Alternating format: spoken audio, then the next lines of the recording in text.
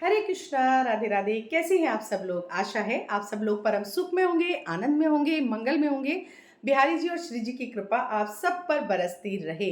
तो जी, दीपावली का पर्व आपका बहुत ही अच्छा गया होगा और बहुत सारी चीज़ें, बहुत सारी रील्स वगैरह मैंने बहुत सारी आपको क्या करना है, कैसे करना है, आपके समय समय पे मैं आपके साथ शेयर करती रही। तो भाई, जितना समय मिला काम के बीच में उतनी ज़्यादा से ज़्यादा मैंने रील्स शेयर की और बहुत सारी तो कुछ तो रह भी गई हैं, बट कुछ ना कुछ तो आपका लाभ ज़रूर हुआ होगा। अब हम मनाने जा रहे हैं गोवर्धन पूजा। तो कब मनानी है, कैसे मनानी है, क्या इसकी कथा है, किस चीज़ का भोग लगाना है, किस तरह से पूजा अर्चना वंदना की जाती है, सभी जानकारी इस वीडियो में मैं लेकर आई हूँ। तो लास्ट तक वीडियो में बने रहिएगा। तो देखिए, गोवर्धन पूजा जो होती है दिवाली से अगले दिन मनाई जाती है, लेकिन पड़वा तिथि होती है तभी मनाई जाती है। तो उदया तिथि में पड़वा जो हमें मिल रही है वो 2 अक्टूबर को मिल रही है। तो 2 अक्टूबर को हम सभी गोवर्धन पूजा हर्षोल्लास के साथ मनाएंगे। इसमें भगवान श्री कृष्ण के गोवर्धन स्वरूप की पूजा की जाती है। और जो सही समय रहेगा पूजा का, सबसे शुभ मुहूर्त जो है, आपको 6:30 बजे से लेकर 8:46 तक का आपको समय मिल रहा है। तो काफ़ी समय मिल रहा है, इस बीच में आप पूजा कर लीजिएगा। ये जो समय है बहुत ही शुभ और फलदायी होता है। तो क्यों की जाती है? तो देखिए, इसके पीछे एक बहुत ही इंटरेस्टिंग सी कथा है। भगवान श्री कृष्ण छोटे से हमारे लाला स्वरूप थे, तो उनको बहुत जल्दी-जल्दी ही भूख लगती थी। वो मैया के पास जाते थे और एक दिन में 8 बार वो भोजन करते थे, उनको इतनी भूख लगती थी। तो एक दिन वो मैया के पास गए, "मैया, बहुत तेज़ भूख लगी है, कुछ खाने को दो।" तो मैया ने कहा, "लाला, मैंने अभी तुझे खिलाया था, मुझे बिल्कुल टाइम नहीं है। देख, मैं कितने सारे पकवान बना रही हूँ, कितनी मुझे तैयारियाँ करनी है, कितनी चीज़ें बनाई जा रही हैं, और ना ही।" तो उन्होंने कहा, "दूध दे दो, दही दे दो, माखन दे दो।" तो उन्होंने कहा, "नहीं, आज दूध, दही, माखन कुछ नहीं मिलेगा लाला, ये सब मैं पूजा की तैयारी कर रही हूँ।" तो बड़े उदास हो गए हमारे कृष्ण कन्हैया। तो फिर वो गए गोपियों के पास में, तो उन्होंने गोपी से कहा, "गोपी, मुझे कुछ खाने को दे दो, चाहे दूध, दही, माखन कुछ भी दे दो, लेकिन मुझे दे दो।" तो उन्होंने भी यही कह दिया कि, "भई, हम बहुत ज़्यादा बिज़ी हैं, हमें बिल्कुल टाइम नहीं है, हमें परेशान बिल्कुल मत करो, और बहुत सारे हमें व्यंजन बनाने हैं, और क्योंकि बहुत बड़ी पूजा होने वाली है, तो हमें बिल्कुल टाइम नहीं है, हमें बिल्कुल भई परेशान मत करो, आप जाओ यहाँ से।"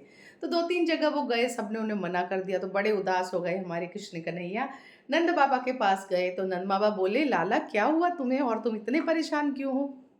तो उन्होंने कहा कि, "मैंने मैया से कुछ खाने को माँगा या गोपियों से माँगा, तो उन्होंने मुझे नहीं दिया। ऐसी किसकी पूजा है जो सारी चीज़ें वहीं पर ही चढ़ाई जाएँगी और मुझ छोटे बच्चे को कोई खाने को कुछ नहीं दे रहा है?"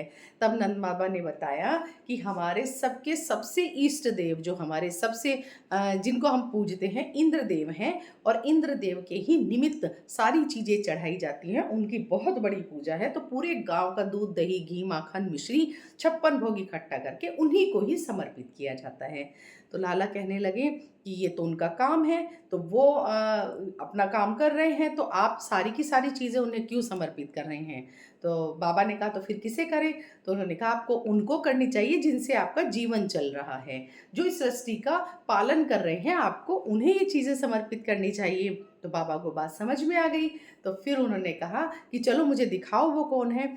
तब हमारे कृष्ण बाबा की उँगली पकड़ करके गोवर्धन पर्वत की तरफ ले गए और उनसे कहा, "देखो, इसी से ही हमारे सबका पोषण होता है। यहाँ से वनस्पति पैदा होती है, इन्हीं से ही बरसात होती है, इन्हीं से ही सब सृष्टि में सब कुछ इसी पर्वत से होता है, तो आप इनकी पूजा करो।" तो नंद बाबा कहने लगे, "ठीक है।" तो पूरे गाँव के सारे घी, दूध, माखन, मिश्री, 56 भोग सब कुछ जाकर गोवर्धन पर्वत पर चढ़ा दिया सब लोगों ने। इससे इंद्र बड़े नाराज़ हो गए और उन्होंने कहा कि, "ये सब क्या किया, और मेरे हिस्से का जो आना था, मेरा जो हिस्सा था, वो तुमने किसी और को दे दिया, तो अब मैं तुम्हें सज़ा दूँगा।" तो सभी हाथ जोड़ के प्रार्थना करने लगे कि, "नहीं, हमें सज़ा मत दो।" और गाँव वाले कहने लगे नंद बाबा से कि, "बालक की बातों में आके आपने अनर्थ कर दिया, ये सब क्या हुआ, और अब हमें कौन बचाएगा, हमें क्षमा याचना करनी पड़ेगी।" तब श्री कृष्ण ने कहा, "कोई क्षमा याचना करने की ज़रूरत नहीं है। इंद्र को बहुत ज़्यादा अभिमान हो गया है, उसका अभिमान मतलब हमें तोड़ना ही चाहिए।" फिर उसके बाद इंद्रदेव ने अतिवृष्टि की, मतलब इतनी बरसात की कि बाढ़ आ गई और पूरे गाँव जलमग्न हो गया, सब त्राहि-त्राहि हो गया, चारों तरफ कुछ नहीं बचा, किसी की झोपड़ी नहीं, कुछ नहीं, सब कुछ खत्म हो गया और सबकी जान पर बनने लगी। सारी उनकी गैया, सारे पशु-पक्षी, सारे मनुष्य, सारे बछड़े सब जलमग्न होने लगे। तब सब श्री कृष्ण भगवान सबको लेकर के गोवर्धन पर्वत की तरफ गए और उन्होंने अपनी लास्ट फिंगर पर गोवर्धन पर्वत को उठाया और सारे गांव वाले गैया मैया पशु पक्षी सब उसके नीचे आ गए और 8 दिन तक लगातार बरसात हुई। इंद्रदेव थक गए, उन्होंने बहुत वज्रपात किया लेकिन किसी का एक बाल भी वो बांका नहीं कर पाए। तो हमारे कृष्ण कन्हैया ने एक हाथ में पर्वत उठाया हुआ था और एक हाथ से वो बांसुरी बजाकर सबको मंत्र मुग्ध कर रहे थे। तो इंद्र ने कहा कि भाई 8 दिन से लगातार बरसात हो रही है, तो ऐसे तो कोई साधारण इंसान नहीं है, मैं जाके दर्शन करता हूँ कौन है, किसने किया। तो जब इंद्रदेव गए, उन्होंने कृष्ण भगवान को देखा, उनको वो श्री कृष्ण ने अपना पूरा स्वरूप में दर्शन दिए और वो समझ गए कि साक्षात श्रीहरि ब्रह्मा, श्रीहरि विष्णु ये तो यहाँ पर लीला कर रहे हैं। तो उन्होंने हाथ जोड़कर क्षमा याचना की, हे प्रभु मैं अभिमान में मुझे अभिमान हो गया था, घमंड हो गया था, मैं आपके नतमस्तक हूँ, मुझे क्षमा कर दीजिए।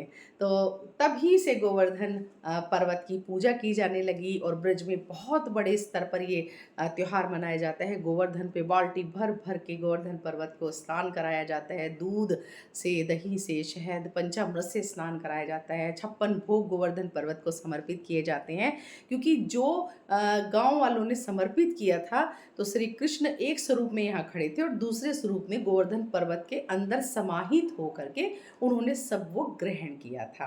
तो तभी से 56 भोग लगाया जाने लगा, क्योंकि यशोदा मैया लाला को जो है ना दिन में 8 बार भोग लगाती थी और 7 दिन लगातार बरसात हुई थी, तो 7 उनका जो है ना 56 भोग इस तरह से बनता है।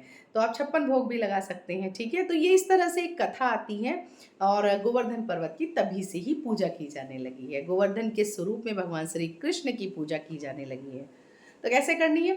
तो देखिए, आपको गोबर से, गाय का गोबर होना चाहिए। अगर गाय का गोबर नहीं मिल रहा है तो मिक्स मिल रहा है तो मजबूरी है, क्योंकि शहरों में पॉसिबल नहीं है, तो उनसे श्री कृष्ण की ज़मीन पर आकृति बनाई जाती है, या फिर आप अपनी कुल परंपरा के हिसाब से देख लीजिएगा। और नहीं है कोई भी आपके पास गोबर बिल्कुल अवेलेबल नहीं है, तो फिर आप आटे और हल्दी से भी आकृति बना सकते हैं। रंगोली के रंग उसमें भर दीजिएगा, फूल पत्तियों से सजा दीजिएगा, इस तरह से आप बनाइएगा। भगवान श्री कृष्ण की आकृति बनाने के बाद पूजा अर्चना वंदना आपको करनी है। उनको आप 56 भोग भी लगा सकते हैं, नहीं तो अन्नकूट का भोग ज़रूर लगाया जाता है। मतलब अन्नकूट का मतलब है कि जैसे आप मिक्स वेज बनाते हैं ना, ऐसे आप 10-11 सब्जियों को मिला करके सूखी सब्जी बनाइएगा, पूड़ी बनाइएगा, मीठे गुलगुले यानी कि पुए बनाइएगा, खीर बनाइएगा, कढ़ी चावल का विशेष भोग होता है तो ये भोग बनाइएगा। और गाय के दूध में यानी कच्चे दूध में थोड़ी दही डाल करके और गुड़ डाल करके उसको मिक्स करके तुलसी पत्ता डाल के आप ठाकुर जी को भोग लगाइएगा, ये भी उनको बहुत ही ज़्यादा पसंद है। तो इस तरह से आपको भोग लगाना है, उनकी पूजा अर्चना वंदना करनी है। आपको 7 परिक्रमा ज़रूर लगानी है, कम से कम 7 लगाइएगा और ज़्यादा से ज़्यादा 108 परिक्रमा आप लगा सकते हैं। और जब आप परिक्रमा कर रहे हैं तो तुलसी माला लेकर के हाथ में आपको जाप करना चाहिए, ओम नमो भगवते वासुदेवाय।